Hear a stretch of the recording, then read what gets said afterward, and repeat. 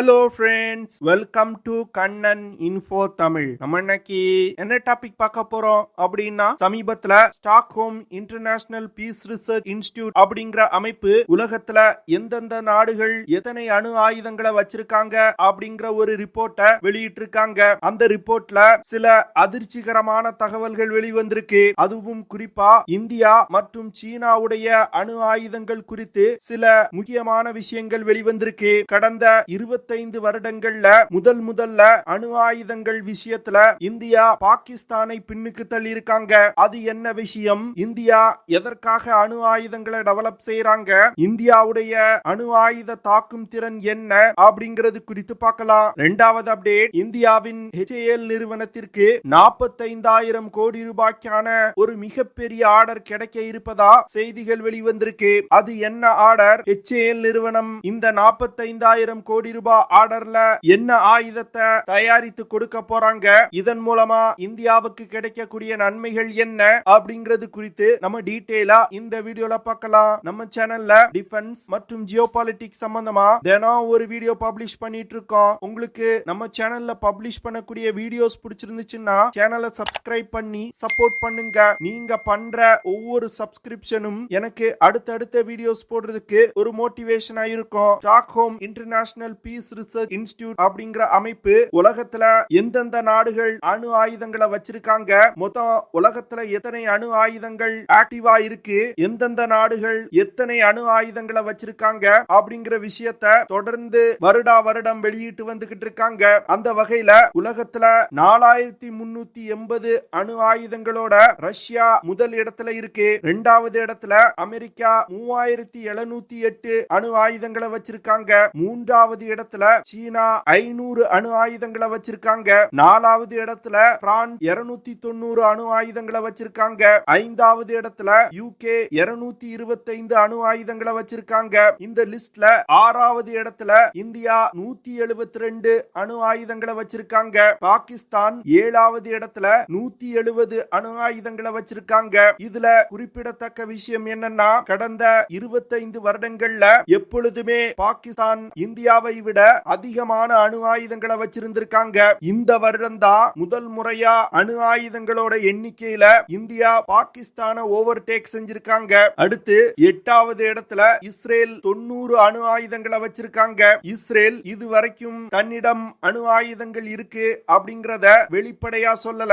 9வது இடத்துல நார்த் கொரியாவிடம் 50 அணு ஆயுதங்கள் இருக்கு. இந்த லிஸ்ட வச்சு பார்க்கும் பொழுது உலகத்துல தற்போதைய நிலையில 9585 அணு ஆயுதங்கள் இருக்கு. அதுல 3900 அணு ஆயுதங்கள் உலகின் பல்வேறு இடங்கள்ல டிப்ளாய் செய்யப்பட்டிருக்கு. அந்த 9400 அணு ஆயுதங்கள்ல 2100 அணு ஆயுதங்கள் ஹை ஆபரேஷனல் அலர்ட்ல இருக்கு. அதாவது 2100 அணு ஆயுதங்கள் தாக்குதலுக்கு கட்டளையிட்டால் உடனே தாக்குவதற்கு தயார் நிலையில இருக்கு. உலகத்துல உள்ள பெரும்பாலான அணு ஆயுதங்கள் ரஷ்யா மற்றும் அமெரிக்காவிடம் தான் இருக்கு. இந்த ரெண்டு நாடுகளும் கோல்டு வார் சமயத்துல போட்டி போட்டுக்கிட்டு அணு ஆயுதங்களை அதிக அளவுல தயாரித்து தங்கள் படையில இணைச்சு வச்சிருக்காங்க. இந்தியாவை பொறுத்தமட்டில் 2010வது வருடத்துல இந்தியாவிடம் வெறும் 100 அணு ஆயுதங்கள் தான் இருந்துச்சு. 2014ல இருந்து இந்தியா அணு ஆயுதங்களை தயாரிக்கும் வேகத்தை அதிகப்படுத்தினாங்க.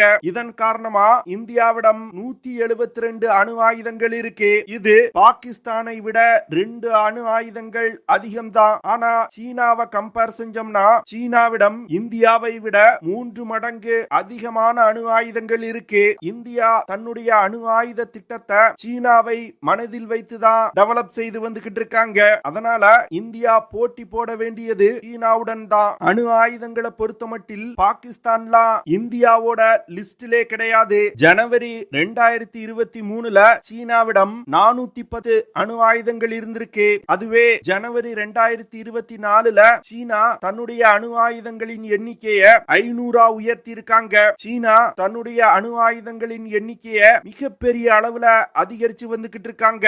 இந்தியா மற்றும் சீனா தங்களுடைய அணு ஆயுதங்களின் எண்ணிக்கையை அதிகரிப்பது ஆசிய கண்டம் மற்றும் உலகின் செக்யூரிட்டியை மிகப்பெரிய அளவுல பாதிக்கும். இந்தியா தற்போது அணு ஆயுதங்களின் எண்ணிக்கையை அதிகரிப்பதற்கு முக்கியமான காரணம் சீனா தான். லைன் ஆஃப் ஆக்சுவல் கண்ட்ரோல் பகுதி மற்றும் இந்திய பெருங்கடல் பகுதியில சீனா தொடர்ந்து இந்தியாவுக்கு அச்சுறுத்தல் கொடுத்து வந்துகிட்டு இருக்காங்க. அதனால சீனாவை அச்சுறுத்துவதற்காக தான் இந்தியா தற்போது மிகப்பெரிய அளவுல அணு ஆயுதங்களை டெவலப் செய்து வந்துகிட்டு இருக்காங்க. அது மட்டும் இல்லாம நியூக்ளியர் ட்ரையட் கேப்பபிலிட்டியையும் இந்தியா தற்போது பெற்றிருக்காங்க. அதாவது நியூக்ளியர் ட்ரையட் அப்படிங்கிறது இந்தியாவின் முப்படைகள்லையும் அணு ஆயுதங்களை இணைச்சிருக்காங்க. குறிப்பா சொல்லணும்னா தரையில் இருந்து அணு ஆயுத தாக்குதல் நடத்துவதற்கு இந்தியா அக்னி மிசைல்களை டெவலப் செஞ்சிருக்காங்க.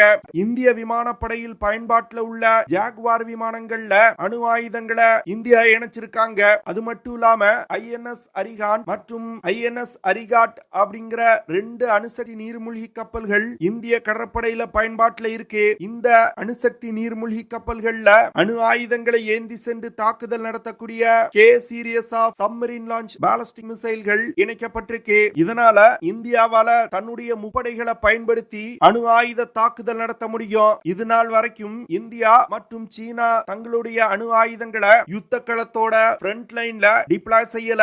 ஆனா தற்போது இந்தியாவை எடுத்துக்கிட்டீங்கன்னா அணு ஆயுதங்களை மிசைல்கள்ல இணைத்து சேமிச்சு வைக்கக்கூடிய மிசைல் சைலோக்களை இந்தியா அதிக எண்ணிக்கையில டெவலப் செய்யறாங்க. அது மட்டும் இல்லாம அணு ஆயுதங்களை நீர்மூழ்கி கப்பல்கள்ல மறைத்து வைப்பதற்கான திட்டத்தையும் இந்தியா மிகப்பெரிய அளவுல செஞ்சு வந்துகிட்டு இருக்காங்க. இதனால இந்தியா தன்னிடம் உள்ள குறிப்பிட்ட அளவிலான அணு ஆயுதங்களை தன்னுடைய மிசைல்கள்ல இணைத்து வைப்பதற்கு இந்தியா திட்டமிட்டிருப்பது ரொம்ப தெளிவா தெரியுது. அதே போன்று சீனாவும் அதிக எண்ணிக்கையிலான மிசைல் சைலோக்களை டெவலப் செஞ்சிருக்காங்க. அது மட்டும் இல்லாம லான்ச் ஆன் வார்னிங் அப்படிங்கிற ஒரு கேப்பபிலிட்டியையும் சீனா தற்போது டெவலப் செஞ்சிருக்காங்க.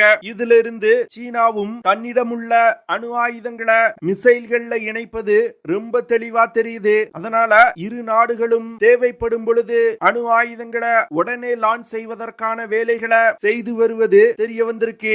என்ன பொறுத்த மட்டில் இந்தியா இதை விட அதிகமான எண்ணிக்கையில தொடர்ந்து அணு ஆயுதங்களை தயாரிக்கணும் அப்படின்னு நான் நினைக்கிறேன். அப்பொழுதுதான் இந்தியாவால தொடர்ந்து தன்னுடைய நியூக்ளியர் டிட்டரன்ட் கேப்பபிலிட்டிய சீனாவுக்கு எதிராக மெயின்டைன் செய்ய முடியும். அணு ஆயுதங்களின் எண்ணிக்கையில சீனாவை விட இந்தியா பின்தங்கினாங்கன்னா அது இந்தியாவின் பாதுகாப்பிற்கு நல்ல விஷயம் கிடையாது. இரண்டாவது அப்டேட், சமீபத்துல ministry of defence Hindustan aeronautics limited நிறுவனத்திற்கு ஒரு ரெக்வெஸ்ட் ஃபார் ப்ரொபோசலை கொடுத்திருக்காங்க. இந்த request for proposal 156 light compact ஹெலிகாப்டர்களை இந்திய தரைப்படை மற்றும் இந்திய விமானப்படைக்கு வாங்குவதற்கானது. கிட்டத்தட்ட 45,000 கோடி ரூபாய்க்கு 156 லைட் காம்பேக்ட் ஹெலிகாப்டர்களை வாங்குவதற்கு திட்டமிடப்பட்டிருக்கு. இது தற்போது ministry of defence request for ப்ரொபோசலை கொடுத்திருந்தாலும் இன்னும் ஓரிரு மாதங்கள்ல இந்துஸ்தான் ஏரோநாட்டிக் லிமிடெட் நிறுவனத்திற்கு இந்திய அரசாங்கம் 156 லைட் காம்பேக்ட் ஹெலிகாப்டர்களை சப்ளை செய்வதற்கான ஆர்டரை கொடுப்பாங்க அப்படின்னு எதிர்பார்க்கப்படுது. இந்தியா வாங்கும் HAL தயாரிக்கும் 156 லைட் காம்பேக்ட் ஹெலிகாப்டர்கள்ல 90 ஹெலிகாப்டர்கள் இந்திய தரைப்படைக்கும் 66 ஹெலிகாப்டர்கள் இந்திய விமானப்படைக்கும் வழங்கப்பட உள்ளது. டிஃபென்ஸ் அக்விசிஷன் கவுன்சில் நவம்பர் 2023ல இந்த லைட் காம்பேக்ட் ஹெலிகாப்டர்களை வாங்குவதற்கான ஒப்புதலை கொடுத்தாங்க. அதற்கு பிறகு தற்போது ministry of defence request for ப்ரொபோசலை கொடுத்திருக்காங்க. தற்போதைய நிலையில 15 லைட் காம்பேக்ட் ஹெலிகாப்டர்கள் இந்திய தரைப்படை மற்றும் இந்திய விமானப்படையில பயன்பாட்டில் இருந்து வருது. இந்திய படையில் பயன்பாட்டில் உள்ள 15 பிரசாந்த் லைட் காம்பேக்ட் ஹெலிகாப்டர்களோட செயல்பாடு மிக சிறப்பா இருப்பதா டிஃபென்ஸ் எக்ஸ்பர்ட் சொல்றாங்க. இந்த லைட் காம்பேக்ட் ஹெலிகாப்டர்களை இந்தியா முழுக்க முழுக்க உள்நாட்டு தொழில்நுட்பங்களை கொண்டு உருவாக்கி இருக்காங்க. தற்போதைய நிலையில இந்தியாவின் லைட் காம்பேக்ட் ஹெலிகாப்டர்கள் தான் உலகத்துல அதிக உயரத்துல பறக்கக்கூடியது. கிட்டத்தட்ட 21,300 அடி உயரத்துல இந்த ஹெலிகாப்டர்களால பறக்க முடியும். இந்த ஹெலிகாப்டர்களை உலகின் ஹையஸ்ட் பேட்டில் ஃபீல்ட் அப்படின்னு அழைக்கப்படும் சியாச்சின் கிளேசியர் பகுதியில இந்தியா லேண்ட் செய்து சாதனை படைச்சிருக்காங்க. உலகத்துல பல நாடுகள் லைட் காம்பேக்ட் ஹெலிகாப்டர்களை டெவலப் செய்து பயன்படுத்தி வந்துகிட்டு இருக்காங்க. ஆனா இந்தியாவின் லைட் காம்பேக்ட் ஹெலிகாப்டர்கள் பிரத்யேகமா ஹை ஆல்டிடியூட் பகுதிகளில் பயன்படுத்துவதற்காகவே உருவாக்கப்பட்டிருக்கு. இந்த ஹெலிகாப்டர்களை பயன்படுத்தி மலைப்பகுதிகளில் பதுங்கி இருக்கக்கூடிய எதிரிகளை வேட்டையாட முடியும். அது மட்டும் இல்லாம அதிக உயரத்தில் இருக்கக்கூடிய எதிரிகளின் பங்கர்களையும் இந்த ஹெலிகாப்டரை பயன்படுத்தி தாக்கி அழிக்க முடியும். இந்தியா அதிக எண்ணிக்கையில லைட் காம்பேட் ஹெலிகாப்டர்களை தற்போது வாங்குறதுனால இந்த ஹெலிகாப்டரோட ப்ரொடக்ஷன் காஸ்ட் குறையும். இதனால உலகின் பல நாடுகளுக்கு இந்தியாவால பிரசாந்த் லைட் காம்பேட் ஹெலிகாப்டர்களை ஏற்றுமதி செய்ய முடியும். இந்தியாவின் பிரசாந்த் ஹெலிகாப்டர்களை வாங்குவதற்கு அர்ஜென்டினா லெட்டர் ஆஃப் இன்ட்ரெஸ்ட் கொடுத்திருக்காங்க. அது மட்டும் இல்லாம பிலிப்பைன் 20 லைட் காம்பேட் ஹெலிகாப்டர்களை வாங்குவதற்கு இந்தியாவுடன் பேச்சுவார்த்தை நடத்தி வந்துகிட்டு இருக்காங்க. அதனால தற்போது HALக்கு கிடைக்கக்கூடிய இந்த ஆர்டர் லைட் காம்பேட் ஹெலிகாப்டர் தயாரிப்புல மிகப்பெரிய பூஸ்ட் கொடுக்கும். இந்தியாவின் பிரசாந்த் லைட் காம்பேட் ஹெலிகாப்டர்கள் 15.8 மீட்டர் நீளமும் 4.6 மீட்டர் விங் ஸ்பேனும் கொண்டது. இந்த ஹெலிகாப்டரோட empty weight 2250 kilogram. Prachand light combat ஹெலிகாப்டர்னால அதிகபட்சமா 5800 கிலோகிராம் எடையை சுமந்து கொண்டு பறக்க முடியும். இந்த ஹெலிகாப்டரை இயக்குறதுக்கு 2 HAL Turbomeca Shakti 1H1 turbo shaft engine பயன்படுத்தப்படுது. இந்த ஹெலிகாப்டர்கள்னால அதிகபட்சமா 330 கிலோமீட்டர் பெர் ஹார் வேகத்துல பறக்க முடியும். பிரசாந்த் லைட் காம்பேட் ஹெலிகாப்டர்னால தொடர்ந்து 700 கிலோமீட்டர் தூரம் வரைக்கும் பறக்க முடியும். இந்த ஹெலிகாப்டரை பயன்படுத்தி 3 மணி நேரம் 10 நிமிடங்கள் பறந்து ஆபரேஷன்களை கேரி அவுட் செய்ய முடியும். இந்த ஹெலிகாப்டர்ல மிசைல்ஸ், பாம்ஸ் போன்றவற்றை எடுத்து செல்வதற்கு 4 ஹார்ட் பாயிண்ட்ஸ் கொடுக்கப்பட்டிருக்கு. பிரசாந்த் லைட் காம்பேட் ஹெலிகாப்டர்ல ஒரு 20mm M621 கேனன் இணைக்கப்பட்டிருக்கு. இந்த கேனனை பயன்படுத்தி 800 ரவுண்டுகளை ஒரு நிமிடத்துல ஃபயர் செய்ய முடியும். இந்த ஹெலிகாப்டர்ல Mistral air to air missiles, Dhruvastra anti tank guided missiles போன்றவற்றை எடுத்து செல்ல முடியும். அது மட்டும் இல்லாம HSL 250 precision guided munitions, cluster munitions, unguided bomb, grenade launchers போன்ற பல்வேறு விதமான ஆயுதங்களை எடுத்து சென்று தாக்குதல் நடத்த முடியும். இது போன்ற பல சிறப்பு அம்சங்கள் இந்த ஹெலிகாப்டர்ல இருக்கிறதுனாலதான் இந்தியா தற்போது 156 லைட் காம்பேட் ஹெலிகாப்டர்களை வாங்குவதற்கு திட்டமிட்டிருக்காங்க.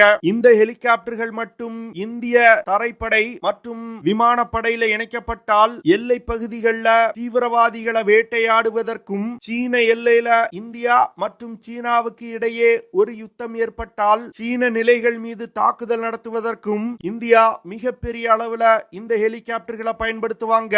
ஓகே ஃப்ரெண்ட்ஸ், நம்ம வீடியோவோட நிறைவு பகுதிக்கு வந்துட்டோம். இதெல்லாம் தான் நான் உங்ககிட்ட ஷேர் பண்ணணும் அப்படின்னு நினைச்ச விஷயங்கள். ஐ ஹோப் நான் ஷேர் பண்ண விஷயங்கள் உங்களுக்கு பிடிச்சிருக்கும்னு நினைக்கிறேன். அப்படி பிடிச்சிருந்துச்சுன்னா ஷேர் பண்ணுங்க, லைக் பண்ணுங்க, கமெண்ட் பண்ணுங்க.